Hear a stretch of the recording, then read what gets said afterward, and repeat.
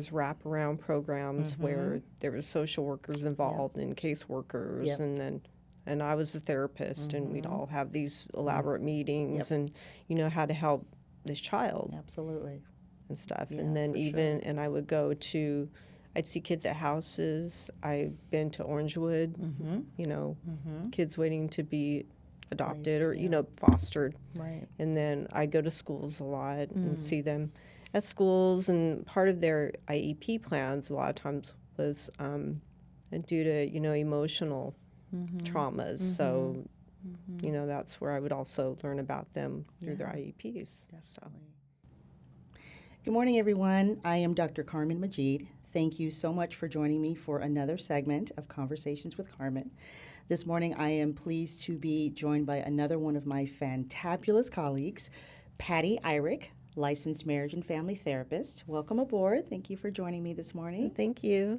So excited to have you. It's good to be here. I'm so excited. Awesome. I'm excited too. Yeah, we had a really great icebreaker phone chat a few days ago, and I, got to know you a little bit on the phone. And yes, we did. You shared some really wonderful information and just part of your journey. So I'm happy to be here. Me too. Thank you. All right. Thank you. Well, let's dive right in. You mentioned that you are a native Southern Californian. Yes. From North Long Beach. Yes. So I'm used to people saying, oh, I grew up in Minnesota or Colorado, but you are from California just like myself, so it's great to connect with a native. Talk to me a little bit about Long Beach and the South Bay. Growing up in the South Bay area, what was life like coming up back in the day? It was kind of like the hood a little bit. I grew up in North Long Beach, and went to all the schools there and college and everything. And it was a rough neighborhood. There was a lot of crime in the neighborhood. And then in with my family, with my friends, and just out about in the neighborhood. So how did having to adjust, acclimate, just manage, how did that impact you as a person growing up? How would you say that, help develop your character, who you are today? It helped me to be tough, I think, to be resilient, never give up, Sure. learn to run out of situations. Absolutely. Absolutely. Okay. Another thing that you shared with me was the fact that your father passed away when you were 14 years of age. How did his passing impact you? What was we don't need to dive too deeply, but what was your grief process like around that loss? It was interesting because, I just knew like the night before he wasn't doing well, and I saw him. I was the last one to talk to him. And I went to bed uneasy and, woke up. I was the first week I was gone. My sister had found him. I was already gone and didn't. I was one of the last to find out. And it was hard because I was young, and I grew up in a family. I was the youngest of. I had two older siblings, 5 years older and 15 years older. And so my dad was pretty much my companion, and my mom worked. She worked really hard, so she'd go to bed very early because she had to get up very early. So, he was my companion. My siblings were older and kind of doing their own thing, living their own life. And so then, I lost my TV buddy and, just my person that would, take me and my friends to the park and things on the weekend and activities, and he spent a lot of time with me. Yeah, I remember you sharing a lot of that. I mean, and I know that one of your siblings, I think you mentioned it's your half brother. I know that historically you guys haven't gotten along that well. He was difficult to get along with. And because I was thinking, I wonder if your older brother in some ways filled the void when your father passed away. But I get the feeling that that's a no because just based on the Yeah. contentious relationship that you guys had. Right. Yeah. Yes. He was abusive. I was abused during, emotionally, physically abused by him. Yeah. And he didn't get along with my dad. And so, our family did become estranged because we had such a, kind of a rocky upbringing, a lot of, just fighting in the family and stuff. Yeah. So, Yeah, well, it sounds like a combination of loss at an early age with just environmental circumstances. Again, to your point, just set a really good scene for you to be able to become that much more, like you said, resilient and just strong and hopefully confident.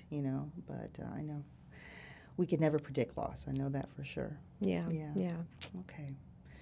Alrighty. Well, let's switch gears a little bit. Just in terms of educational background and early vocational interests and training, I know that you participated in the ROP program. And for those people who aren't familiar with ROP, what is it? What's the goal? What's the mission?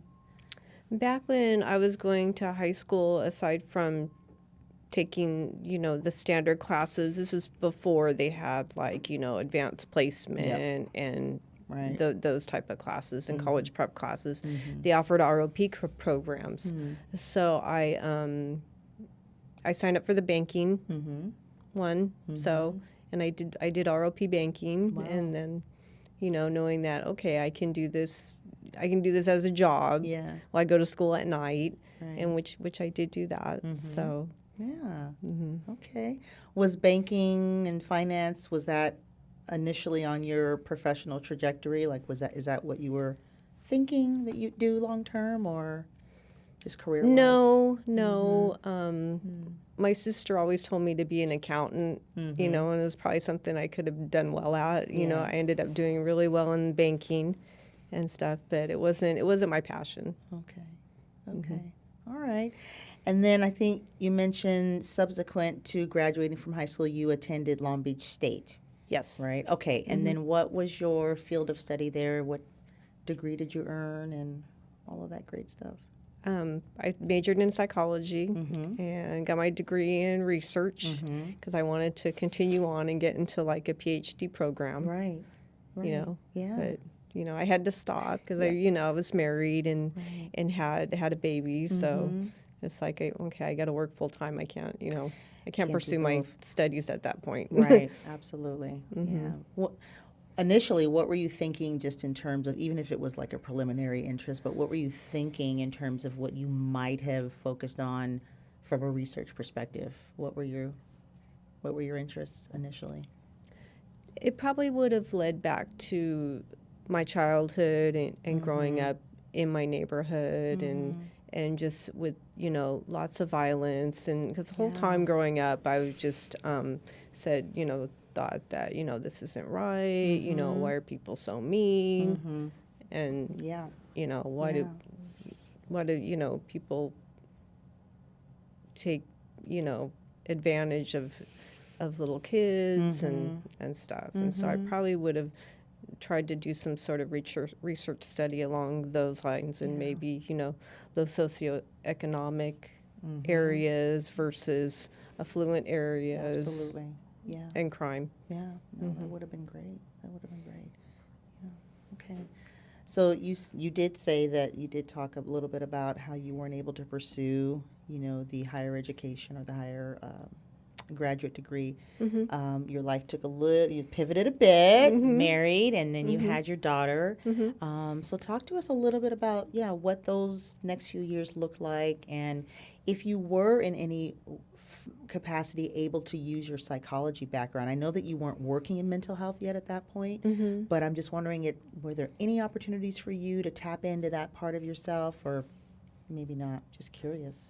Well, it was with my job, because I took a job in claims, and I worked in claims for 20 years. And with claims, you're on the phone all day long with people who are not happy. They've just been in car accidents, they're injured, and just being able to listen to them, let them, air out whatever they have to air out. Right.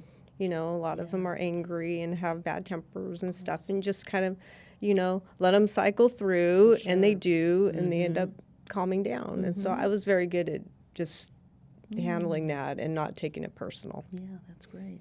Yeah. Were you cognizant of the fact that you were in some way, even indirectly, tapping into that gift that you had for listening and essentially holding space for non-clients? But, I just wonder if you were aware of that, like as it was playing out. Maybe somewhat, because, I always wanted it when I was a kid for someone to listen to me and stuff. Yeah, So, absolutely. I was fine with listening to people because I think we all need to be heard. Definitely. Absolutely. Yeah. Okay. And then if I remember correctly, you started working towards your master's degree, and then that was deferred for a bit. Without getting too personal, I mean, what are you willing to share about that journey? Your efforts were a bit circumvented temporarily. You had to go here before you could circle back here. So what was that journey like for you during that time? My daughter was in high school. She was doing well academically, and just not knowing which direction she wanted to go. And so I felt, okay, I'll go to school, and I did. And but she got into drugs. She became an addict, and so then from that point on, I tried to help her get her off it. Just along with me and her parents. Her father. She had a stepdad and her real dad, and just doing everything we can to kind of, get her off of drugs. Absolutely. And stuff. So that was a lot of years. Yeah. When we did that. Yeah, for sure. And how did it personally impact you, knowing that you had to sort of back burner that goal for a bit? Well, I knew I wanted to do that, and eventually I probably would get back into it, hopefully. But she was my number one, and she's my biggest accomplishment, in my life. Yeah. And so, I had to do what I could to help her, and then realizing that, okay, I would in and out of programs, take her to court, seeing her in jail, everything. Yeah. Everything. I learned a whole lot. Yeah, I'm sure. And then a friend of mine who was also a police officer at the time, who was, very helpful, and told me that, because he talked to her a little bit and said, you know what, she's not done yet. Oh, yeah. And so, yeah. And so when he said that, that kind of was what it took to shake me. That it's like, okay, you can't stop this. You can't decide for her. Right. She has to be the one. So, yeah. And then I kind of, backed off a little bit and, started doing more for myself. Interesting. Okay. Would you say there was a little bit of codependence there, or was it just more of you receiving that reality check from an outsider? She's not done yet. I mean, those were some pretty... That was like a short statement, but pretty powerful. Right. Yeah. Right. Yeah. So I'm just curious. Oh, yeah. I'm sure there's codependence. Yeah. Definitely. Yeah. In the beginning, because I thought, if anybody could talk her out of something or, right? Yeah. Of course. We know best. Right. Always. That's right. But Yep. she knew better. She knew better. Well, absolutely. At the time. Yeah, for sure. For sure. And then when you took those person's words in, and really, right, and really integrated them, and then like you said, when you started doing more things for yourself, so that was a pivot, I would imagine. Right. Was it uncomfortable, or was it liberating, or was it somewhere in between? Like, how did that feel? Probably in between. Yeah. She's still my child. I'm still gonna, do what I can. Okay. But there was still the side of me that's like, okay, I don't want to do claims all my life. Right. And I want to pick up and pursue my degree in psychology. Absolutely. Okay. All right. Okay. So then after you pivoted and, essentially shifted your mindset, what came next? What came next after I guess, circling back to school, circling back to that master's program? Okay. What happened after that? I went to school at night, and I wasn't working at the time, and I pursued my degree, and and then I started working an internship at Pathways. Yep. And I worked with children. Mm-hmm. And it was very enlightening because it was, these is Medi-Cal provider kind of working for the county. Yep. And so these kids are, it's kind of, they're not from the best homes and stuff. So it kind of takes full circle from where, how I grew up. Yeah. And, and just seeing that, this stuff goes on and on, everywhere. Yes, definitely. Yeah, so I would imagine, I know you weren't in the foster care system, but like you said, coming from, whether it was certain SES factors, environmental factors, geographic location, demographics, what have you, I would imagine that you could relate to that on some level. And I don't know, for myself, and maybe you'd agree, when I know that I can, even if it's based on similar backgrounds, when I can resonate or vibe, if you will, with a client that much more, it just enriches how I show up for them. It enhances how I show up, so I'm wondering if that was the case for you, if you felt like maybe even slightly more connected to certain clients. Yes, I do believe, because they wanted to be heard. They were raised that they were bad and doing all these things wrong, and why'd you misbehave and everything, not knowing the life that they live at home, which led to that. Absolutely. Yeah, helping them to connect the dots, helping them to understand how personal history and personal background contributes to how they show up current day.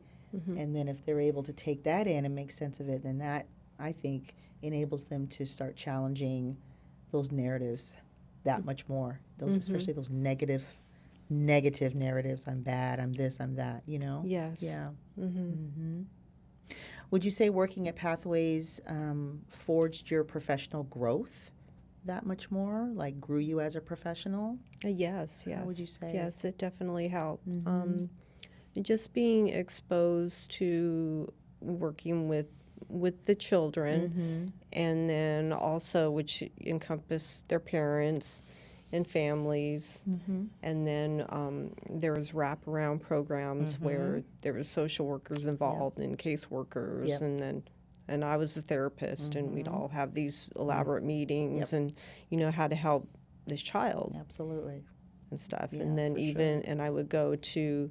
I'd see kids at houses. I've been to Orangewood, kids waiting to be adopted or, fostered. Right. And then I go to schools a lot and see them at schools. And part of their IEP plans a lot of times was due to, emotional traumas. So, that's where I would also learn about them through their IEPs. Definitely. Yeah, a lot of teaming. A lot of collaboration and partnership. I love partnering. Yeah, really great. And then was it at Pathways that you became like certified or trained in TF-CBT? And for those who aren't familiar with that, it's trauma-focused cognitive behavioral therapy. Is that where you picked up TF-CBT? Yes. Okay.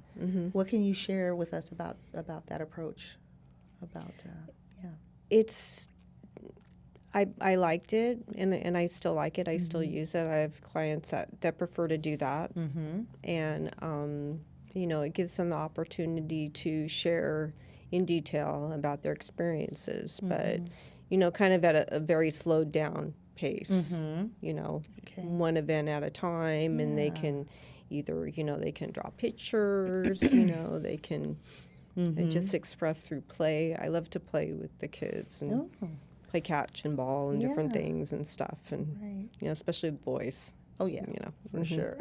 And they get out a lot of emotion that way. Yeah. Oh, definitely. Yeah, absolutely. They're able to release that energy, and energy's connected to their emotions. Okay.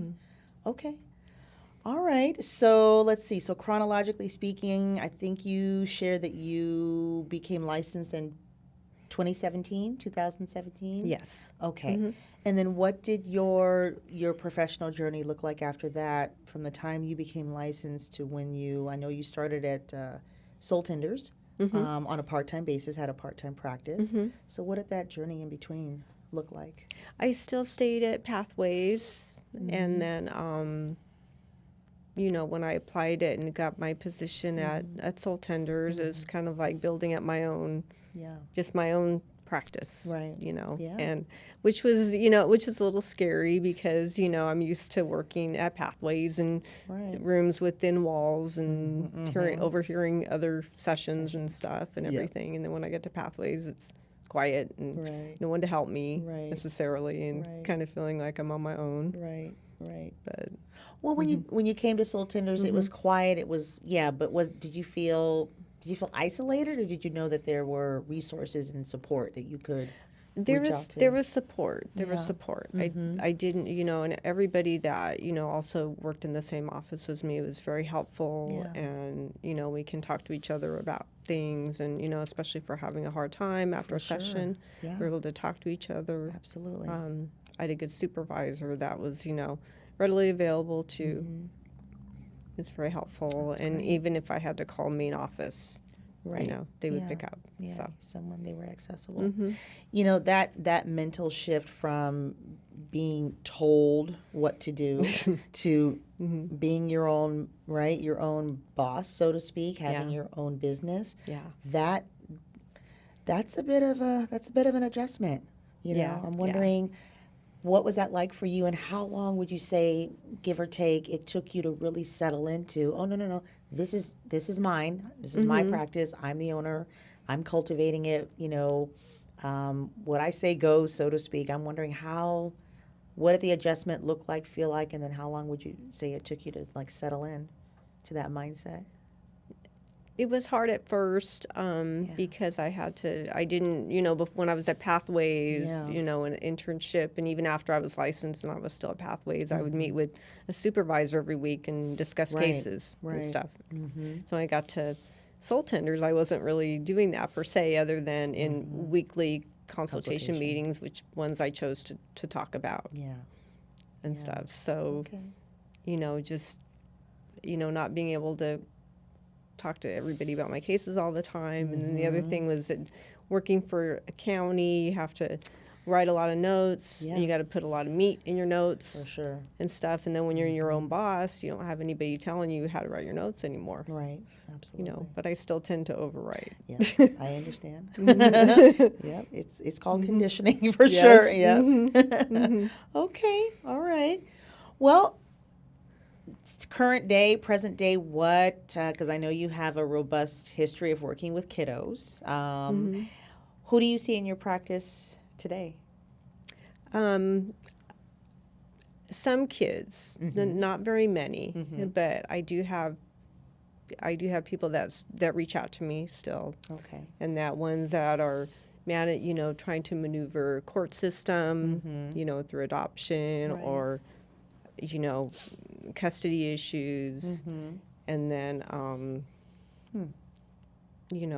ones that are just in foster and stuff. I have people that reach out to me that way and stuff. I have one right now, I have to that I've responded to, and that's, my heart goes out for them, and so I try to accommodate them. For sure. Absolutely. But mostly my practice is adults, and I'm also kind of going into the older adult range, Okay. So. Yeah, great. Wonderful.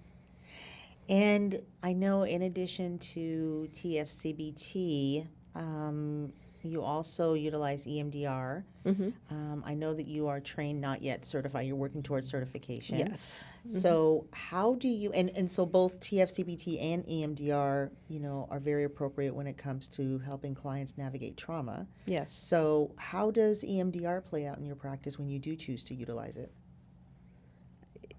I like it. Yeah. It's interesting. Yeah. I've asked some of my clients, and some, I've got a handful that, like it and want to do it, and that we have been using it with, ones that go from traditional type of, Mm-hmm. CBT and talk therapy to EMDR is different, Right. For sure. Mm-hmm. Absolutely. And then I know you're also someone who utilizes like the person-centered approach, as well as mindfulness. Mm-hmm. So what are a couple of examples of those modalities? Like, how do those show up in your work? Just being able to be with the clients where they know that, they can talk and air out anything that they want, Yeah. and that the session's more about them and not my agenda, Mm-hmm. and, Mm-hmm. whatever is impending in their life, Yeah. giving them the space to, to really talk and be heard. Right. For sure. Mm-hmm. And a lot of clients aren't accustomed to that. So sometimes you find that clients don't know what to do with that space. Mm-hmm. Like, Mm-hmm. like, aren't you going to Mm-hmm. prompt me, or don't you want? Where do you want to start? Right, Yeah. right. Mm-hmm. There are those clients. Yeah, for Mm-hmm. sure. And I prompt them. Do you? Yeah, Yes. you give them what they need in the moment. Mm-hmm. Yeah. Okay. And do you find though that after a little bit of time, then they don't require the prompts Yes. as much or at all? Yes. Yeah. Mm-hmm. Okay. Mm-hmm. Okay. Wonderful. Yeah. Are there any other trainings or certifications that you're interested in obtaining? I would like to learn more about like adoption, Mm-hmm. and then also about mediation. I'm interested in with the courts. With my claim experience, I did a lot of. I worked with attorneys. Wow.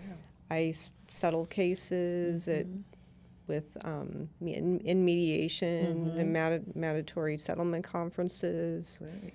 Also been to trial Wow. professionally and personally. Yeah. So Yeah. I've had a lot of experience. You really have. Mm-hmm. Yeah. Is it anxiety provoking to go to court and testify or provide Yes, feedback? yes. Yeah. Yes, it can be. Yeah. Mm-hmm. Yeah. Okay. What advice would you give to a fellow therapist who had to go to court on, let's say, on behalf of a client or a family? What guidance would you give? What would you suggest? Even if it's how to manage their own anxiety about it, Take your deep breaths, be good to yourself, Yeah. have plenty of rest and everything, and know that what you've done is good, and believe in what you've done. Yeah. Because your case wouldn't be going to trial and you wouldn't be up there if it wasn't sound. Absolutely. Yeah, that's really great. That's great advice. So you and your husband are in a really great place in your lives right now. You described yourself as being a mom, the second time around. Yes. So I absolutely love that. So to whatever extent you're comfortable sharing, what do you mean by that? What's going on in your life at this point? Well, we started taking care of our grandson when he was 7 months old, and has been in our house ever since. He's now 7, and so we adopted him. So he's our boy, Love and it. so now we're parents. Oh. It's like being a grandmama. Yeah, I love that. I love that. Yeah. Okay. Wonderful. Wonderful. So what do you do outside of work? I know family and spending quality time with family is immensely important to you. What do you and your family like to do for fun, a sense of adventure, and then what do you personally like to do outside of work? I like to exercise. I do exercise daily. It's really important for me. Yeah. And, a lot of times I usually read while I'm exercising also. Yeah. And stuff. Wonderful. And family, we like to do things outside, and my boy's, involved in athletics, so we play with him and practice with him, and so me and my husband try to stay in good shape so we can keep up with him. Yeah, for sure. Absolutely. High and stuff. energy. Yeah. We love to vacation. Oh, love it. Okay. Love to go on cruises. Yes, you said that yep. Okay. And we take him with us. Does he enjoy it? Yes, he loves it too. That's great. Oh my goodness. Yes, That's wonderful. great kids programs on. We go on the big ships now with all the kid activities That's and great. stuff. So he loves it. Yeah, wonderful. What are a couple of really interesting places you guys have traveled to? We've been couple Caribbean cruises. Love the Caribbean. Love warm weather. Yep. Also been to Alaska. Nice. Alaska's very beautiful. Wonderful. Excellent. And down south into Mexico. Okay. So All right. Any places that you'd like to travel to? Europe and Italy and those places over there, but we'll wait till he's older, more, double digits and so. Can appreciate it, take it in. Yeah, right. If you're going to spend that kind of money, especially, for sure, for sure. Well, wonderful, awesome. Is there anything else that you'd like us to know about you that you haven't already shared? No, not that I can think of. Okay. All right. Okay. Well, it was absolutely lovely spending some time with you this morning. I feel like I really got to know you that much more. You have a really wonderful journey, and I love the fact that you're a grandmama. I think that's amazing at this point in your life. So thank you again for sharing time and space with me today. I appreciate it. Thank you so much. All right. Wonderful. All right. Well, thank you again for joining us for another segment of Conversations with Carmen. If any of our viewers have questions for you, Patty, would like to reach out to you, whether it's colleague to colleague or a prospective client would like to reach out and potentially connect with you, what's the best email address to reach you at? You can reach me at P. Eirich, spelled EIRICH, .IC at soultenders.com. Perfect. And as per usual, if anyone has questions for me, I can be reached at cmajid.ip@soultenders.com, cmajid.ip@soultenders.com. And if you have questions about Provider Spotlight or Conversations with Carmen, feel free to reach out to Provider Relations at soultenders.com. Thank you again for joining us. Take care, everyone.